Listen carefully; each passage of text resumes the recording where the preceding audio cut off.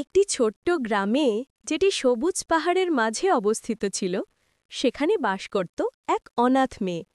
নাম তার খাদিজা। খাদিজা ছিল একজন সাধারণ মেয়ে, যার কাছে পৃথিবীর কিছুই ছিল না। শুধু ছিল একটি ছোট্ট কুঁড়ে ঘর, একটি দয়ালু বাভি যার নাম ছিল সাবা, আর একটি সাদা নির্মল হৃদয়, যেন দুধের মতো বিশুদ্ধ, যে দুধ সে বিক্রি করত। তার বাবা মা মারা গিয়েছিল যখন সে ছোট ছিল। তারা তাকে রেখে গিয়েছিল এই গাভীটি, যেটি ছিল তার পুরো পৃথিবী। সাবা ছিল তার বন্ধু, যার কাছে সে তার দুঃখ কষ্টের কথা বলত, আর তার একমাত্র জীবিকার উৎস ছিল এই গাভী। প্রতি সকালে খাদিজা তার গাভীর দুধ দোহাত। তাজা দুধ একটি বড় মাটির পাত্রে ঢালত, তারপর তা মাথায় করে গ্রামের বাজারে বিক্রি করতে যেত। গ্রামে খাদিজা তার সততা আর বিশুদ্ধ দুধের জন্য পরিচিত ছিল, কিন্তু তার রোজগার সবসময় সীমিত ছিল। দুধ বিক্রি করে সে তার গাভীর জন্য কিছু খাবার কিনত, নিজের জন্য এক টুকরো রুটি, আর চারণভূমির ভাড়া পরিশোধ করত, যেখানে ছাবা চড়ত। চারণভূমির মালিক ছিল বারাকাত নামে এক লোভী লোক, যার নামের বিপরীতে সে কখনোই কল্যাণের পথ জানত না। তার হৃদয় ছিল পাথরের মতো কঠিন। সেই খাদিজাকে শুধু অর্থের উৎস হিসেবে দেখত এবং যখনই সুযোগ পেত তাকে শোষণ করত। দারিদ্র্যের মধ্যেও খাদিজার একটি অভ্যাস ছিল যা সে কখনোই ছাড়েনি।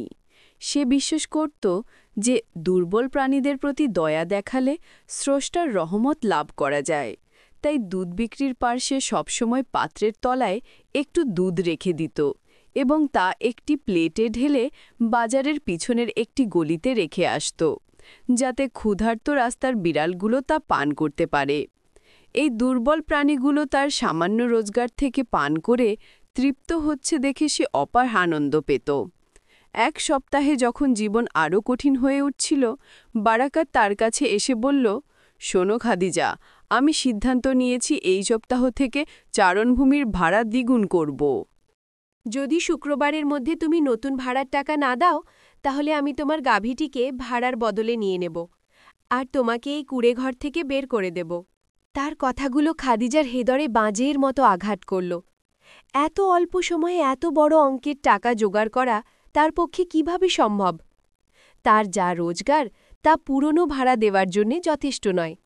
সে অনুভব করল যেন পৃথিবী তার পায়ের নিচে কাঁপছে, আর সে তার গাভী গোলাপকে হারাতে চলেছে, যে তার বন্ধু এবং একমাত্র জীবিকার উৎস। সেই দিন সে বাজারে গেল, তার হৃদয় দুশ্চিন্তায় ভরা। সে তার স্বাভাবিক জায়গায় বসল, দুধের পাত্র তার সামনে, কিন্তু তার মুখ ফ্যাকাশে আর চোখ দুঃখে ভরা ছিল। এমন সময় তার কাছে এলো একটি বিড়াল, যাকে সে আগে কখনো গ্রামে দেখেনি। এটি ছিল কোনো সাধারণ রাস্তার বিড়াল নয়, যারা ক্ষুধায় কৃষ্টায় হয়ে থাকে। এর গায়ের রোম ছিল রেশমের মতো কালো আর চকচকে, চোখ দুটি পান্নার মতো সবুজ, আর এটি এমনভাবে হাঁটছিল যেন অন্য জগতের কোনো রাজকুমারী। বিড়ালটি খাদিজার সামনে এসে দাঁড়াল, দুধের পাত্রের দিকে তাকাল, তারপর মাথা তুলে খাদিজার দিকে গভীর শান্ত দৃষ্টিতে তাকাল, যেন তার দুঃখ বুঝতে পারছে, যদিও খাদিজার পাত্রের প্রতিটি ফোঁটা দুধের মূল্য ছিল।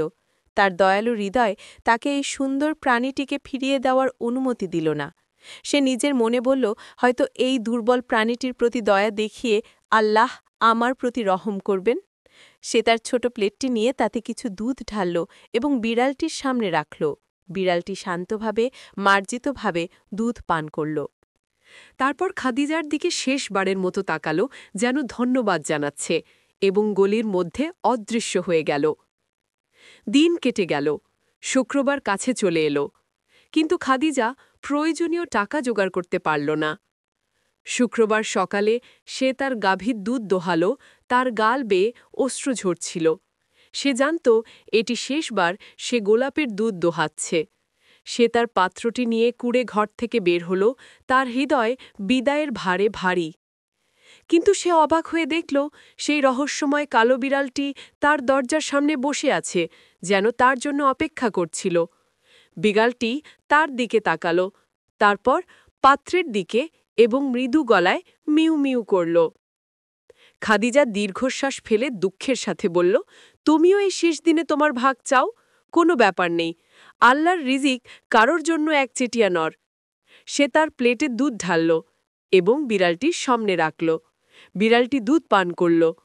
আর যখন খাদিজা তার অস্ত্র লুকাতে মুখ ফিলিয়েছিল, তখন সে একটি হালকা শব্দ শুনল, কিছু ধাতব বস্তু মাটির প্লেটে ঠেকার শব্দ। সে প্লেটের দিকে তাকাল, যেটি ততক্ষণে খালি হয়ে গিয়েছিল, আর সে স্থির হয়ে গেল। তার চোখ বিস্ময়ে বড় হয়ে গেল। প্লেটের তলায় ছিল একটি ঝকঝকে সোনার মুদ্রা, যা সকালের সূর্যের আলোয় ঝলমল করছিল। খাদিজা কাঁপা হাতে সে সোনার মুদ্রাটি তুলে নিল। সে তার জীবদশায় কখনো সোনার দিনার দেখেনি। সে চারপাশে তাকাল, বিড়ালটিকে খুঁজল, কিন্তু সেটিও তার অভ্যোস মতো অদৃশ্য হয়ে গিয়েছিল। এটি স্বপ্ন ছিল না, এটি ছিল একটি সত্যিকারের সোনার মুদ্রা, যার মূল্য বারাকাতের দাবি করা ভাড়ার চেয়ে কয়েক গুণ বেশি। খাদিজা সেই সোনার মুদ্রাটি হাতে নিল।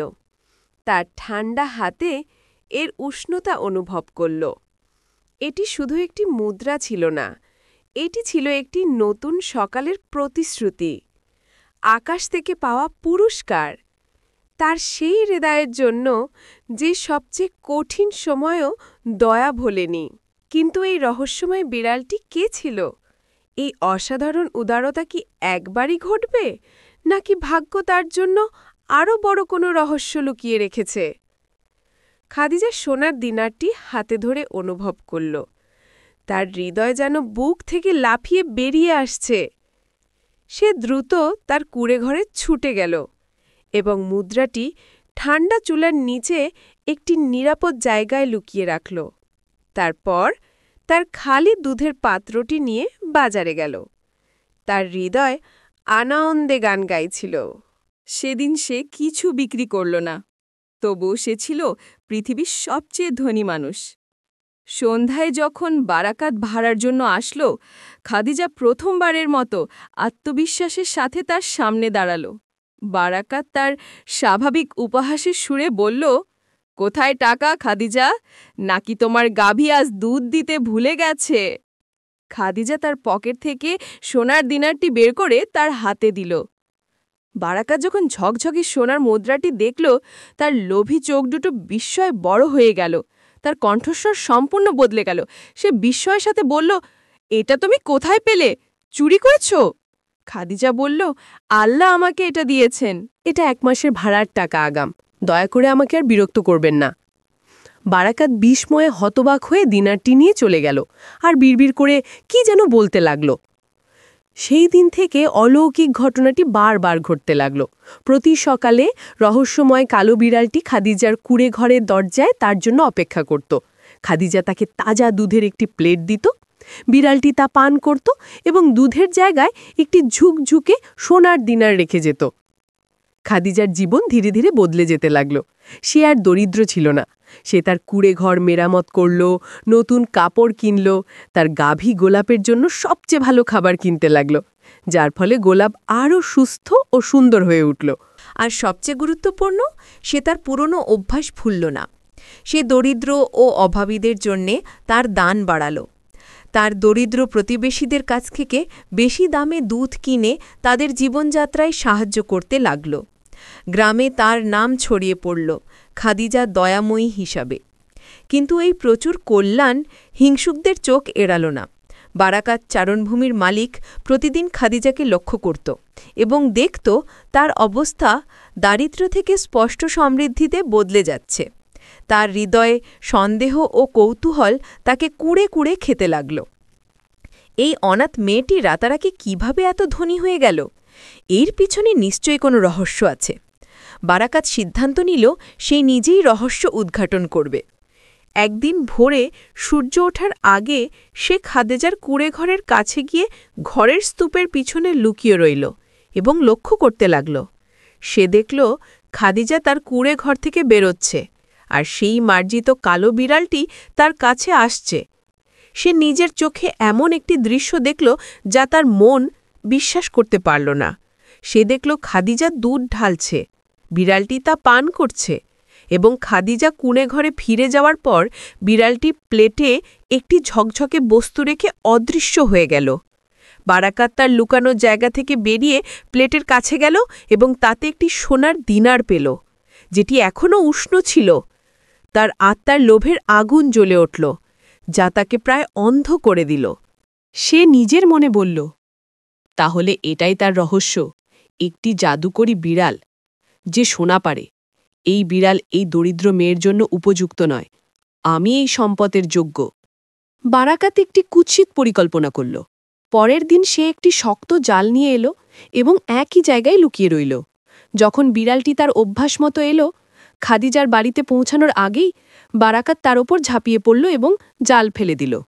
বিড়ালটি পালানোর চেষ্টা করল, তার ধারালো নখ দিয়ে তাকে আঁচড়ে দিল, কিন্তু বারাকাত তাকে শক্ত শক্ত করে ধরে একটি পাটের বস্তায় ভরে তার বাড়ির দিকে ছুটল। বাড়ি পৌঁছে সে হাঁপাতে হাঁপাতে দরজা জানালা বন্ধ করে দিল।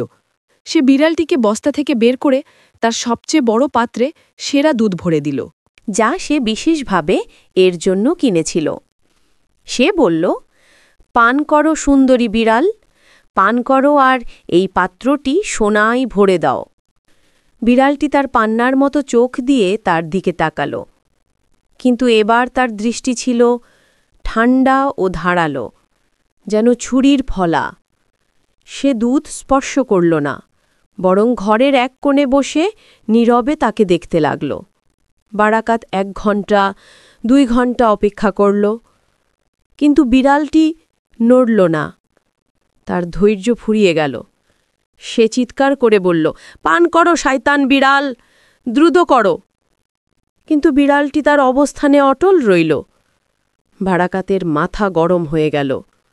সে বিড়ালটিকে ঘরে বন্দি করে বলল, আমি তোমাকে এখানে রাখব যতক্ষণ না তুমি ক্ষুধায় ও তৃষ্ণায় মরো, অথবা আমি যে সোনা চাই তা দাও।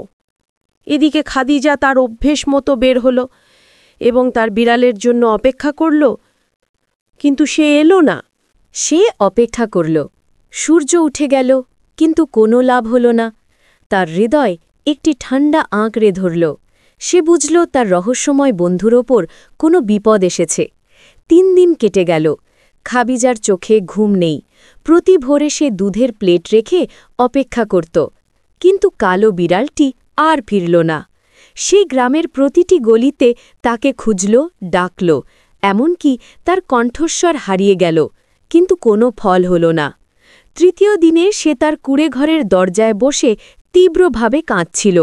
সোনার দিনারের জন্য নয়, তার একমাত্র বন্ধুর জন্য, যাকে সে ভয় পাচ্ছিল যে কোনো বিপদে পড়েছে। এমন সময় তার চারপাশের রাস্তার বিড়ালগুলো জড়ো হল, যাদের সে সব সময় খাওয়াত। একটি বুড়ো 1 চোখের বিড়াল তার কাছে এলো, তার পোশাকে নিজেকে ঘষল, তারপর মিউ মিউ করে কয়েক পা হাঁটল এবং তার দিকে তাকালো, যেন তাকেও অনুসরণ করতে বলছে। খাদিজা ইঙ্গিত বুঝল। সে উঠে দাঁড়াল, তার অশ্রু মুছে ফেলল এবং বুড়ো বিড়ালটির পিছনে হাঁটতে লাগল। অন্য বিড়ালগুলো তাদের পিছনে এলো। তারা সবাই মিলে বারাকাতের বাড়ির সামনে পৌঁছল। দরজা শক্ত করে বন্ধ ছিল, কিন্তু ভেতর থেকে খাদিজা গোলমাল ও রাগত চিৎকারের শব্দ শুনল। ভেতরে বারাকাত পাগলামির দ্বারপ্রান্তে পৌঁছে গিয়েছিল। বিড়ালটি 3 দিন ধরে কোনো খাবার বা পানীয় স্পর্শ করেনি, শুধু তার কোণে বসে তার পান্নার চোখ দিয়ে তাকে দেখছিল, যেন ঠান্ডা আগুনের স্ফুলিঙ্গ ছড়াচ্ছে। সেই দিন সকালে বারাকাত আর সহ্য করতে পারল না। সে একটি মোটা লাঠি হাতে নিয়ে চিৎকার করল, এখনই আমাকে সোনা দাও, নয়তো তোমাকে মেরে ফেলব। ঠিক তখনই প্রথমবারের মতো বিড়ালটি শান্তভাবে উঠে দাঁড়াল। সে মার্জিতভাবে দুধের পাত্রের দিকে হাঁটল, যে দুধ ততক্ষণে নষ্ট হয়ে গিয়েছিল, এবং 1 ঢক পান করল। বারাকাতের মুখ আনন্দে উদ্ভাসিত হল। সে লোভের সাথে বলল, অবশেষে দ্রুত করো সোনা। কথায় কিন্তু বিড়ালটি পাত্রে কিছু রাখল না, বরং রাটিতে একটি ছোট কালো কয়লার টুকরো ফেলল। বারাকাত পাগল হয়ে গেল। সে লাঠি দিয়ে আঘাত করতে যাচ্ছিল, কিন্তু বিড়ালটি আরেক ঢোক পান করল এবং আরেকটি বড় কয়লার টুকরো ফেলল। প্রতিটি ঢোকের সাথে সে কয়লা ফেলতে লাগল, আর বারাকাতের বাড়ির বিলাসবহুল আসবাবপত্র কালো ধুলোয় পরিণত হতে লাগল। দেয়ালগুলো ফাটতে শুরু করল। তার সঞ্চিত সোনা কালো পাথরে রূপান্তরিত হতে লাগল। তার কালো লোভ তার সামনে মূর্ত হয়ে তার সব কিছু গ্রাস করছিল। বাইরে খাদিজা ভাঙচুর ও চিৎকারের শব্দ শুনল। তার বিড়ালের জন্য ভয় তার হৃদয় কেঁপে উঠল। সে দ্বিধা করল না। পুরনো কাঠের দরজাটি তার সব শক্তি দিয়ে ধাক্কা দিয়ে খুলে ফেলল। সে ভয়ঙ্কর দৃশ্য দেখল।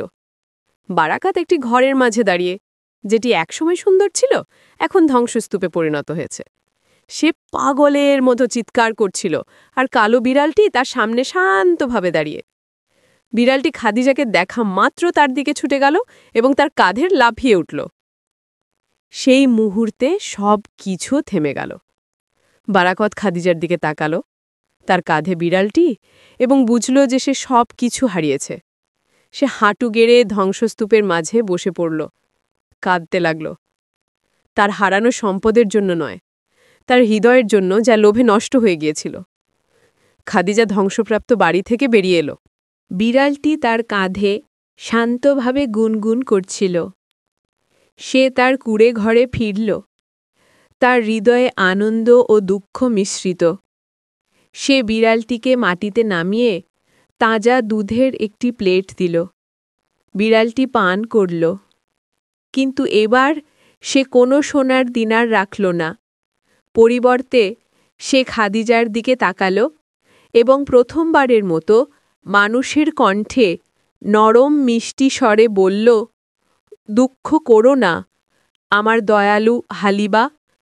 আমি কখনোই সাধারণ বিড়াল ছিলাম না, আমি ছিলাম বরকতের রক্ষক, যাকে আকাশ থেকে পাঠানো হয়েছিল এই গ্রামের মানুষের হৃদয় পরীক্ষা করতে। আমি তোমার হৃদয়ে করুণা ও তৃপ্তির একটি ধন পেয়েছি, তাই তুমি নিয়ামতের যোগ্য ছিলে, কিন্তু তার হৃদয়ে আমি পেয়েছি লোভের একটি অতল গর্ত, তাই তার শাস্তি তার কাজের ফল। খাদিজা বিস্ময়ে চোখ বড় করে শুনছিল। বিড়ালটি বলে চলল, তুমি প্রতিদিন যে সোনা পেয়েছ তা আমার কাছ থেকে আসেনি, বরং তা ছিল তোমার হৃদয়ের পবিত্রতার প্রতিফলন। আমার এখানকার কাজ শেষ, কিন্তু আমি তোমাকে তোমার ধৈর্য ও উদারতার জন্য পুরস্কার ছাড়া ছাড়ব না। তারপর বিড়ালটি মাটি থেকে লাফ দিল এবং বাতাসে একটি পান্নার মতো সবুজ আলুর রশ্মিতে রূপান্তরিত হল। আলুটি জানালা দিয়ে বেরিয়ে গোলাপের গোয়াল ঘরের দিকে ছুটে গেল। খাদিজা গোয়াল ঘরে ছুটে গেল এবং দেখল তার গাভী গোলাপ শান্তভাবে দাঁড়িয়ে আছে, কিন্তু তার থান থেকে যে দুধ ঝরছিল তা সাদা ছিল না, বরং সোনালি আভায় ঝকঝক করছিল। সেই দিন থেকে হালিমার গাভী সোনালি দুধ দিতে লাগল, যা ছিল একটি বরকতময় রিজিক, যা কখনো বন্ধ হল না। খাদিজা তার বাকি জীবন সুখে ও সমৃদ্ধিতে কাটাল, কিন্তু সে কখনো তার দারিদ্র্য ভুলল না। তার হাত সবসময় দরিদ্র ও অভাবীদের জন্য প্রসারিত ছিল, আর বারাকাত সে দরিদ্র ও নিন্দিত হয়ে বেঁচে রইল, একটি জীবন্ত স্মারক হিসাবে যে লোভ হয়তো তোমাকে একটি ঝকঝকে শুরু দিতে পারে, কিন্তু নিশ্চিতভাবে তোমাকে একটি অন্ধকার পরিণতির দিকে নিয়ে যাবে। এখানেই আমাদের গল্প শেষ, কিন্তু গল্পকথকের কাছে গল্প কখনো শেষ হয় না। মন্তব্যে আমাদের সাথে আপনার মতামত শেয়ার করবেন। এই গল্প থেকে আপনি কি শিখলেন? কোন দেশ থেকে আমাদের অনুসরণ করছেন? আর যদি গল্পটি আপনার ভালো লেগে থাকে, তাহলে লাইক ও সাবস্ক্রাইব করতে ভুলবেন না, যাতে আপনি আমাদের সাথে প্রতিটি গল্পে বাঁচতে পারেন।